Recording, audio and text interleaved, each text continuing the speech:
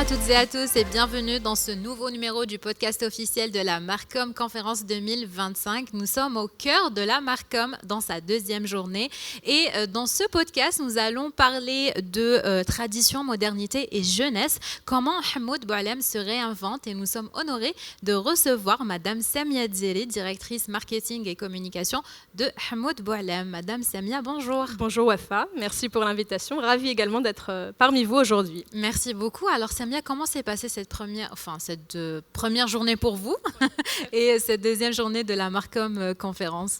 Écoutez, j'ai été ravie d'écouter les interventions ce matin alors de certains spécialistes sur l'intelligence artificielle, de voir comment aujourd'hui, nos métiers du marketing et de la communication doivent prendre le pli très rapidement sur cette nouvelle technologie qui envahit finalement notre quotidien et de pouvoir commencer à bien se préparer aux enjeux qui nous attendent pour pouvoir maîtriser tous les rouages de l'intelligence artificielle. Exactement. D'ailleurs, on l'a vu lors des keynotes, des workshops, des conférences, etc.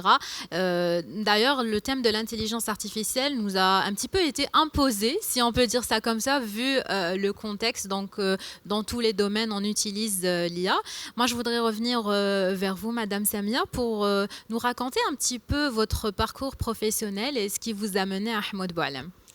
Alors, mon parcours professionnel, j'ai commencé chez l'annonceur, donc comme on dit, au sein d'une entreprise de luxe qui s'appelle Kering, c'est ex-Printemps Pinot, au sein du département développement durable. Donc, on gérait tout ce qui était communication et marketing pour la fondation du groupe Pinot. Puis, j'ai rejoint le monde de l'agence, dans une agence parisienne spécialisée en communication d'influence et de lobbying, en marketing très personnalisé, au profit de personnalités notamment publiques. Et puis, j'ai fini par faire un saut et j'ai traversé la Méditerranée pour rejoindre l'agence Gan Food Havas en tant que directrice clientèle et stratégie pendant 4 années, pour ensuite rejoindre de nouveau l'annonceur Hamoud Boualem qui faisait partie de mon portefeuille client justement et que j'avais eu déjà le plaisir de suivre pendant quelques années. Et puis à un moment donné, il faut faire le saut. On se dit, voilà, j'ai plein de choses à faire avec ce client, donc je vais le rejoindre directement en interne et c'est un peu comme ça que j'ai rejoint cette belle entreprise centenaire. Et vous êtes un petit peu dans votre monde, vous êtes passionné par tout ce qui est marketing et communication. Donc on a parlé un petit peu de Madame Samia Dzeri, de son parcours. Maintenant, est-ce que vous pouvez me parler un petit peu de Hamoud Boualem et ce qui fait sa singularité justement?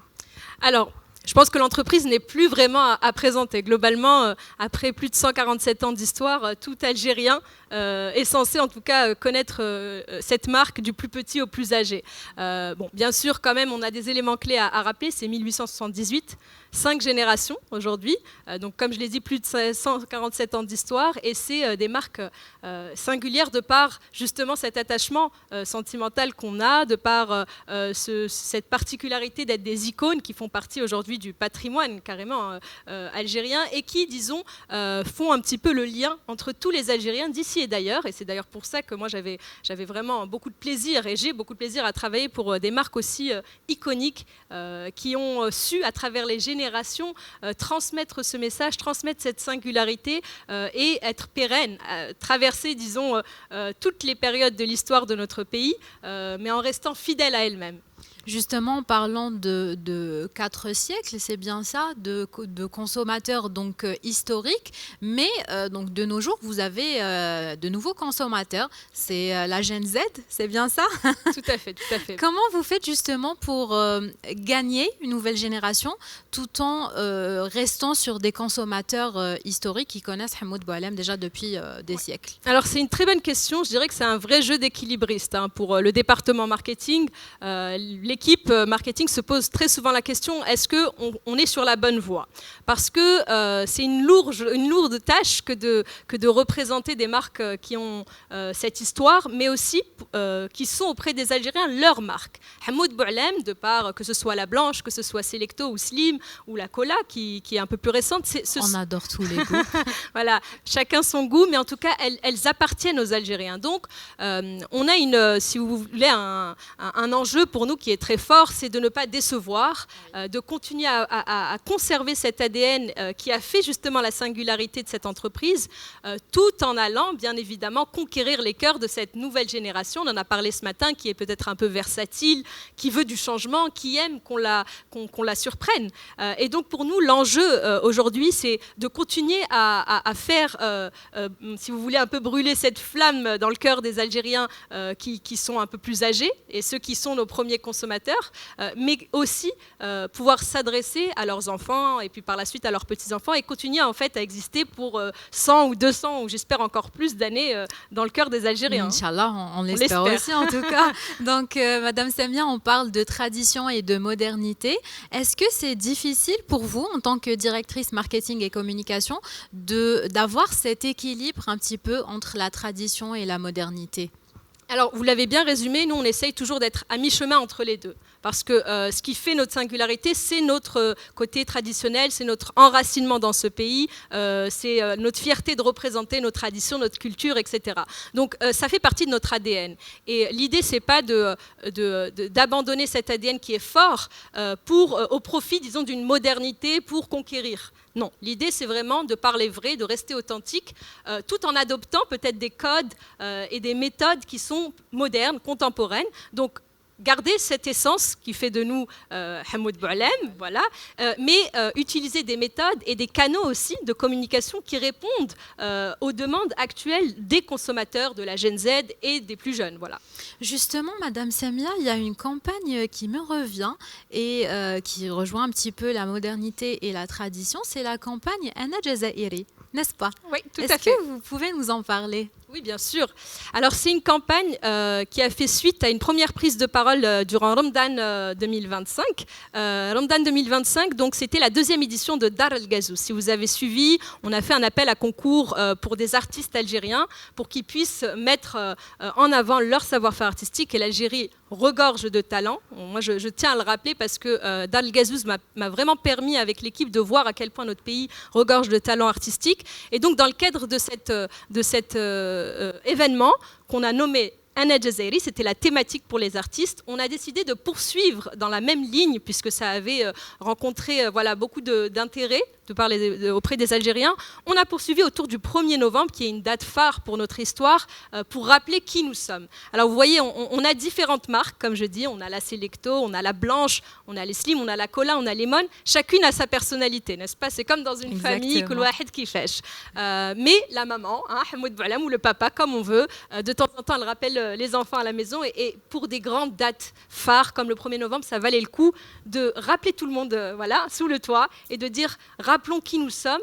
Nous sommes algériens et c'est ce qui fait notre singularité aussi et c'est ce qui fait notre fierté à nous en tant que marque, c'est cet attachement en fait qui est vraiment on pense tout de suite à l'Algérie, on pense à Hamoud et vice versa, c'est-à-dire qu'il y a un lien très fort émotionnel et donc c'était une belle occasion pour nous de le rappeler et de remercier en fait d'une certaine manière nos consommateurs. Exactement, c'est un petit peu un retour aux sources. D'ailleurs, on peut le remarquer à travers les publicités, les affiches qu'on voit partout, c'est vraiment magnifique. Il y a justement, parlant de modernité, le concept influenceur, qu'est-ce que vous en pensez en tant que directrice marketing et communication? Parce que quand même, il y a une crainte, beaucoup donc craignent d'utiliser les influenceurs pour des campagnes publicitaires. Vous, qu'est-ce que vous en pensez? Alors, je pense que les influenceurs, lorsqu'ils sont bien sélectionnés, ça peut être un vrai atout pour une marque parce qu'ils ont de belles communautés, surtout lorsqu'ils ont une communauté qui est engagée et qui vraiment s'inspire un peu de leur way of life, comme on aime dire, de leur style de vie. Donc nous, on fait appel assez fréquemment, pas forcément à des grands influenceurs qui ont 3-4 millions de followers, mais il y a une panoplie de petits influenceurs qui font un contenu très qualitatif, très engagé et qui ont des communautés qui les suivent vraiment et qui apprécient de suivre leur quotidien et d'en savoir plus. Donc nous, c'est un petit peu notre stratégie, c'est plutôt que d'être sur des macros, comme on dit, on va chercher des petites perles, des pépites comme ça, des jeunes qui, encore une fois, ont des vrais atouts et avec qui on collabore sur la durée. Encore une fois, on est une marque qui a 147 ans d'histoire, on aime bien les histoires et les mariages qui durent. Voilà. Et donc, un un bon mariage, c'est un mariage qui dure, et pour qu'il dure, il faut qu'on soit aligné en tout cas.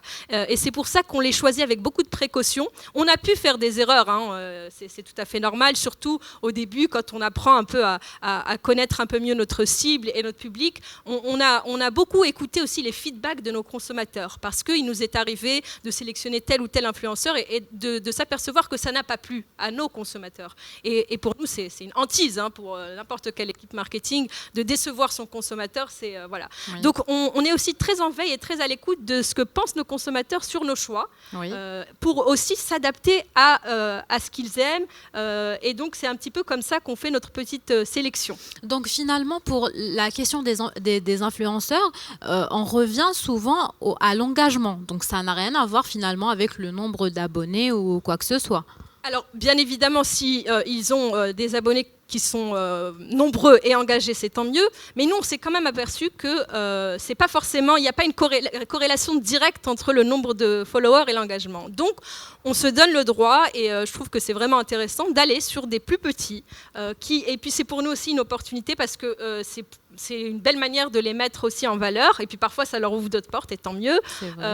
Donc, on va vraiment sélectionner des gens qui ont le même ADN que nous, qui partagent nos valeurs, qui partagent une histoire et une volonté aussi de mettre en avant ce qu'il y a de beau chez nous, en Algérie, ce qu'il y a de beau dans notre culture, dans nos traditions, dans notre savoir-faire aussi. Dans le savoir-faire, voilà, c'est aussi une entreprise algérienne, l'une des plus anciennes d'Afrique. Donc ça aussi, c'est un savoir-faire algérien qu'on aime mettre en avant, que ce soit ici ou ailleurs.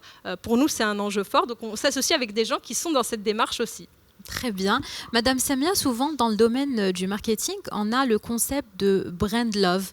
C'est bien ça. Et Hamoud Boualem incarne énormément ce concept-là. Est-ce que vous pouvez nous l'expliquer? Oui. C'est quoi une brand love? Alors, l'expliquer de façon simplifiée, disons que c'est vraiment le cœur, l'attachement vraiment par les sentiments émotionnels du consommateur à une marque qui n'est pas forcément rationnel voilà, c'est pas forcément rattaché à des caractéristiques propres au produit, mais plus à ce qu'il dégage, à l'histoire qu'il raconte, aux souvenirs qu'il peut lui susciter, qu'il soit passé ou présent, mais à un bon moment, à un moment de partage ou de convivialité. On a cette chance d'être très souvent associé à des moments de partage, de convivialité, de joie, de fête. Et c'est aussi ce qui, je pense, a contribué à faire que les marques de Hamoud Boualem jouissent de ce brand love qui est vraiment fort. On a cette chance. C'est un plaisir de travailler pour des marques qui sont appréciées, honnêtement. C'est vrai, d'ailleurs, en parlant d'histoire, tiens, il y a un souvenir qui me revient avec la Selecto Noire.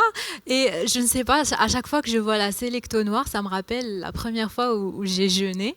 Et franchement, j'en garde de très, très bons souvenirs. Voilà. Vous voyez, je pense qu'on peut demander aux 46 millions d'Algériens un petit souvenir. Ils auront tous un souvenir. Voilà, exactement. C'est ce qui est beau, c'est ce qui fait cette richesse. Exactement. Madame Samia, donc on parle dans le cadre de la Marcom conférence de l'intelligence artificielle, du digital, etc. Qu'est-ce que vous en pensez, vous, qui êtes directrice marketing et communication?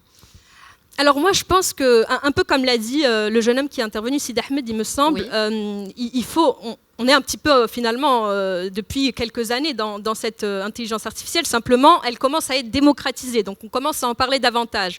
Mais pour moi, c'est une véritable invention dont il ne faut pas avoir peur. Au contraire, il faut savoir l'utiliser. On aura toujours besoin d'humains. Voilà. Mais ce qui est sûr, c'est que ça nous challenge. Parce que aujourd'hui, ce qui va faire la différence entre un bon profil et un profil excellent, c'est peut-être sa capacité à utiliser l'IA, mais aller ensuite mettre en œuvre ces actions. Voilà, parce que c'est bien beau de faire de belles slides, de belles presses, d'avoir plein d'idées. Ensuite, ce qui distingue un profil d'un autre, pour moi, c'est la mise en œuvre des actions. Alors, on a une vision claire, elle est cohérente sur 1 an, 2 ans, 3 ans.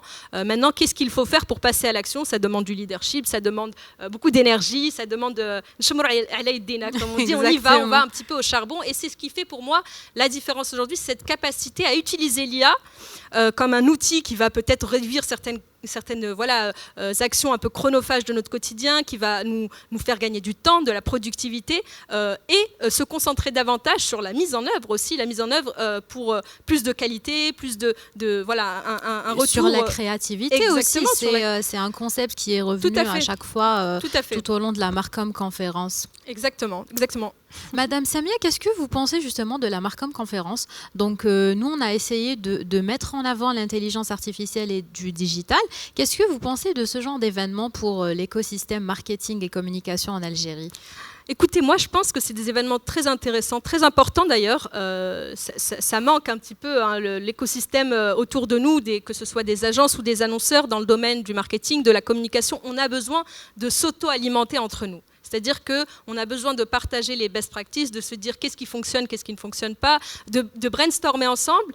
Et c'est vrai qu'on n'a pas encore vraiment consolidé une sorte de petits groupes comme ça d'agences et d'annonceurs qui vont échanger pour s'alimenter entre eux et partager des bonnes idées. Donc mettre en place ce genre d'événement, c'est très intéressant. Ça permet aussi de rencontrer de très beaux profils. Mais c'est aussi pour moi l'opportunité d'aller plus loin sur les outils, qu'il s'agisse de l'IA. Alors là, c'est la première édition, mais peut-être que l'année prochaine, on ira davantage plus loin sur la présentation d'outils existants qui ont été mis en place, qui ont été développés, je l'espère, par des Algériens. On en a déjà découvert ce matin. Mais l'idée, c'est aussi de mettre la lumière sur des outils développés par des Algériens, de valoriser ce savoir-faire qu'on a et voilà, d'essayer aussi de trouver des alternatives aux géants de l'IA qui nous sont imposés d'une certaine manière au profit d'acteurs et de players locaux qui font partie de notre jeunesse et qui sont talentueux et qui peuvent nous développer vraiment des solutions sur mesure et qui seront capables de comprendre notre marché, nos enjeux, notre versatilité dont parlait ce matin IRSM et compagnie, c'est-à-dire de dire on a besoin de nos propres outils qui puissent comprendre notre langue, notre jargon, notre derja, notre ADN. Notre ADN, exactement. Et donc, à mon sens, ce genre d'événements doivent être démultipliés, mais ils doivent surtout permettre de mettre la lumière sur l'existant et peut-être aussi de challenger l'existant, d'échanger, de partager avec des tables rondes, peut-être c'est une belle opportunité pour moi d'aller encore plus loin et vraiment de voir comment l'intelligence artificielle, elle est utilisée dans d'autres entreprises, de pouvoir s'alimenter, de pouvoir partager les expériences. Et permettre aussi la montée en compétences, parce que c'est l'un des objectifs de la Marcom Conférence. Madame Samia, qu'est-ce que Hamoud Boualem nous réserve plus tard dans le futur? Vous voulez que je spoil le plan 2026 peut-être. Alors on a plein de choses qui se préparent. Je vais vous donner le prochain événement qui me tient à cœur à titre personnel, c'est Dar el Gazouz saison 3. Alors je ne sais pas si vous avez eu l'occasion de voir, mais on a déjà lancé l'appel à projets artistiques, donc tous les artistes d'Algérie, je les invite d'ailleurs, c'est l'occasion, à participer à cette nouvelle édition qui va vraiment être haute en surprise puisque c'est l'art qui va s'inviter dans nos rues cette année, durant le mois de Ramadan, et dans plusieurs villes d'Algérie. Et là, ça aussi on y tient, vous avez parlé de la campagne Anna Jazairi, l'Algérie est vaste, elle est diverse, elle est riche de par sa culture et donc on a besoin d'aller porter ce message à travers l'ensemble du territoire national et donc on a choisi de grandes villes encore pour aller mettre en avant le savoir-faire artistique des Algériens, de la jeunesse algérienne. Donc il y a plusieurs catégories, de l'art digital à la photographie en passant par la sculpture, même le chant a été intégré cette année, le street art. Donc vraiment j'invite... que des nouveautés voilà, finalement. Donc j'invite vraiment tous les artistes algériens, c'est une très belle scène, on leur offre l'opportunité d'être exposés dans plusieurs wilayas, tout le mois de Ramadan, avec vraiment un bel événement autour de Dar el Gazouz qui va mettre en lumière ces artistes. C'est l'occasion pour eux aussi de suivre l'exposition, de se mettre en avant, de présenter leur savoir-faire. Et l'année dernière, on a eu vraiment la chance d'avoir énormément de participation. On a eu 365 participations. Ah oui, quand même. On a dû en sélectionner une trentaine et ça a été vraiment à contre-cœur parce que les 365 méritaient d'être exposés honnêtement. Donc cette année encore, on relance les appels à candidature et on espère qu'elles seront nombreuses parce que ça va être une très belle édition. Voilà, je vous en dis beaucoup déjà. Madame. Oui, mesdames et messieurs, on est très heureux d'avoir ce scoop dans le cadre de la Marcom Conférence. Madame Samia, ce fut un plaisir de vous recevoir dans ce numéro de podcast. Un dernier mot pour la fin? Eh bien, écoutez, je vous remercie pour cette invitation, pour cette conférence. Et puis, un dernier mot, mettons tout en œuvre, toutes nos forces, tout notre savoir-faire pour que l'IA, mais aussi le capital humain, notre intelligence, puisse valoriser et faire briller le savoir-faire algérien à travers le monde. Voilà. Exactement. Merci beaucoup, Madame Samia. Merci à vous. Et à très bientôt, on espère. Je l'espère aussi. Merci beaucoup. Merci à vous de nous avoir suivis dans ce numéro dédié à la tradition et la modernité. Donc, on a parlé de Hamoud Boualem en compagnie de Madame Samia Dzeri, la directrice marketing et communication de la marque. Je vous donne rendez-vous très prochainement pour un nouveau numéro de podcast dédié à la Marcom Conférence 2025. À très bientôt.